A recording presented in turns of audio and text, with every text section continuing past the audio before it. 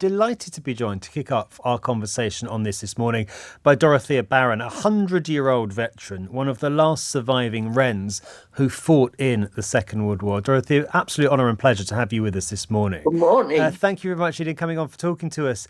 Let me start, if I could, by asking your memories of VE Day just under 80 years ago. How well do you remember that moment? Morning. Very little, oddly enough. I wasn't saying to myself, must remember what's happening today for the future. Sure. Everything was now. And when we heard it, naturally, it was relief more than triumph. It was sheer relief that the awful business that had interrupted everybody's lives was over, and we were getting rid of that evil doctrine. How people could be so evil defeats me. It's as if they haven't got enough to be worried about without messing everything up for everybody else and in promoting their hateful ideas and doctrines.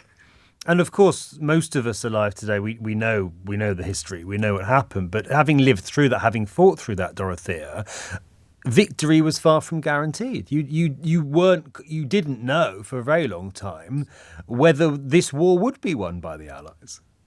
No, and when the war finished, they just came along and said, "Oh, you can go home now. Keep your uniforms," as if we had anything else to wear. And oh, here are a few clothing coupons. You have no idea what it was like trying to juggle and jiggle around with clothing coupons.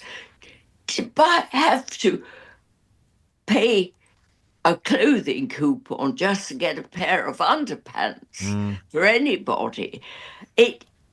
Life was so restricted, and it took us an awful long time to remedy that and to really feel free again, because the state took over.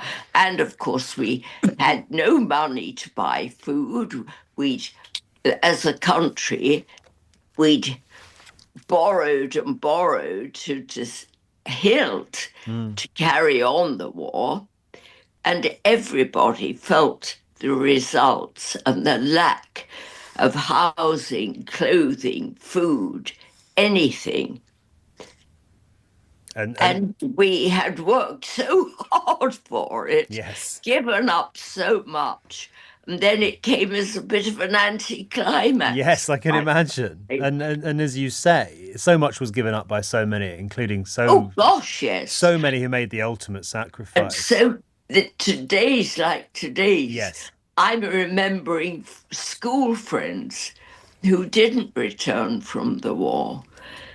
And it's a sad day for me, as well as being a happy day.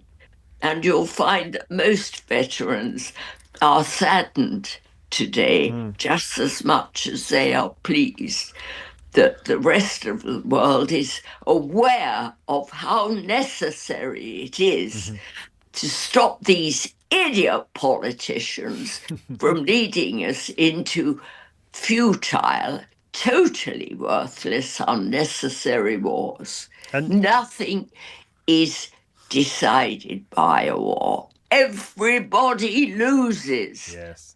And it's time politicians realize that. People do.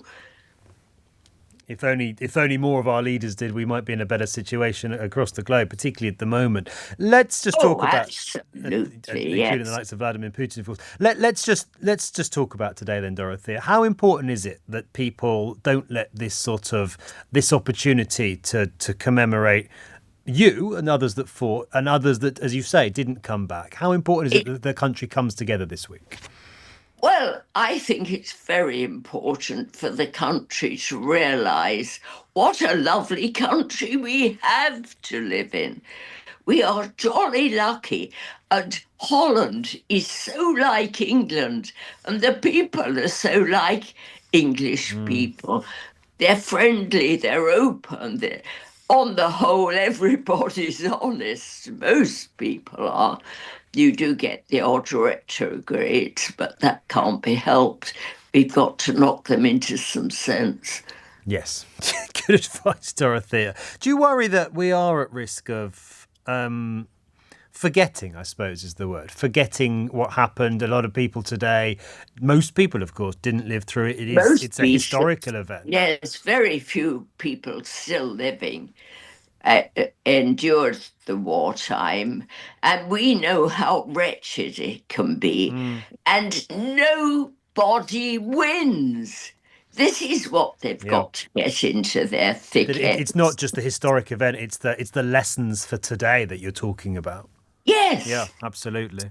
nobody wins a war. Avoid it. Sit down and talk. It's a really moving point and a really powerful argument, Dorothea, because we treat these as commemorations of history, and of course they are. But I think what you've reminded us so powerfully this morning is they're also reminders. They're also lessons They're about the so world today. relevant to today. Yeah, absolutely, That's why it's important to absolutely. remember that we survived one and we don't want to have to Yeah. survive another one. And what have you got planned for this week? How will you be commemorating it?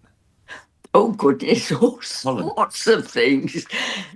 I'm in a minute, we're joining a procession going through the towns, and people apparently are outlining the streets, waiting to cheer us. Dutch liberation. Yes, and I'm in this only because the London Taxi Drivers Society found out about me, and they're wonderful at helping all sorts of charities and good causes.